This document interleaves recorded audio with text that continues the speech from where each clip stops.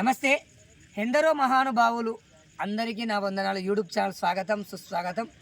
మరి ఈరోజు మనము యాదాద్రి భువనగిరి జిల్లా చౌటుప్పల్ పురపాలక సంఘంలో మరి శివాలయం దగ్గర మనం ఉన్నాము. మరి ఇక్కడ ఆదిమూలం శంకర గురుస్వామి ఆధ్వర్యంలో ఇక్కడ చాలామంది శివదీక్ష తీసుకోవడం జరిగింది.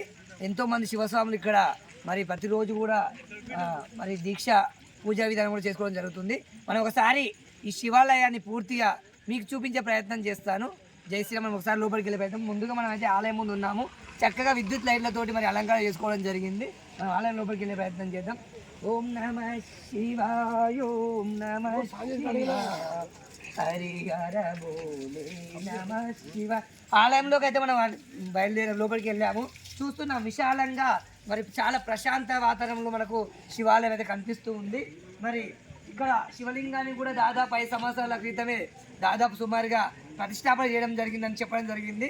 మరి మనం ఒకసారి ఆ శివుడిని చూపించి మరి ఈ ఆలయ ఇష్టత ఏందో కూడా మరి ఆదిమూలం శంకర గురుస్వామితో తెచ్చుకునే ప్రయత్నం చేద్దాం. మనం ఆలయంలోకి ప్రవేశిస్తూ ఉన్నాము. చాలా చక్కగా మరి కొబ్బరి మండలతోటి అలంకరణ కూడా చేయడం జరిగింది. మరి పూలతో కూడా మరి అలంకరణ మనం లోపలికి ప్రవేశించాము. ముందుగా మనకు నంది దర్శనం చేసుకుంటున్నాము. ఇప్పుడు మరి నమ శివాయ, ఓం నమ శివ, హరిహర బోలే నమ శివ. మరి ఆలయంలోకి అయితే ప్రవేశించాము. చాలా సింపుల్గా ఎట్లా ఉంటుందంటే చిన్న ఆశ్రమము. మరి చాలామంది భక్తులు శివస్వామి కూడా ఇక్కడ ఉన్నారు.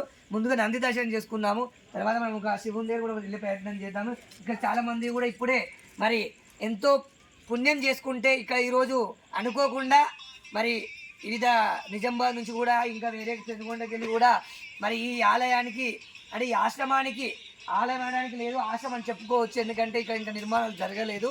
మరి పెనుగొండకి వెళ్ళి ఒక స్వామీజీ వచ్చాడు. అదేవిధంగా నిజామాబాద్ నుంచి వికారాబాద్ నుంచి కూడా ఒక స్వామీజీ ఈరోజు ఇక్కడ పాదం మోపడం చాలా గొప్ప విషయం అని మనం చెప్పుకోవచ్చు. వారితో పాటు నేను కూడా అనుకోకుండా ఇక్కడికి రావడం జరిగింది. మరి ఒకసారి ఈ ఆశ్రమ విశిష్టతలు ఏమిటి, ఇక్కడ ఎంతమంది స్వామీజీలు ఉంటారు, శివస్వామి దీక్ష తీసుకుంటున్నారు, ఏ విధమైన కార్యక్రమాలు పూజా విధానాలు కూడా జరుగుతున్నాయో మరి ఆదిమూలం శంకర గురుస్వామి అది తీసుకునే ప్రయత్నం చేద్దాం. చాలా మంది శివస్వామి ఇక్కడ ఇంకా గంగ చేసుకునే వాళ్ళు చేసుకున్నారు. మరి ఇక్కడ మరి ఈ స్వామీజీలో కూడా వేరే ప్రోగ్రాం కూడా ఉంది. మరి అంత ప్రోగ్రాం ఉండి కూడా మరి ఆదిమూల శంకర గురుస్వామి మాట మండించి మరి ఇక్కడ 10 నిమిషాలు తీసుకురావడం జరిగింది.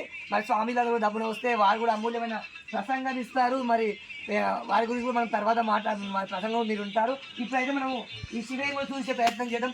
ఓం నమ శివాయ, ఓం నమ శివ, హరిహర బోలే నమ శివ.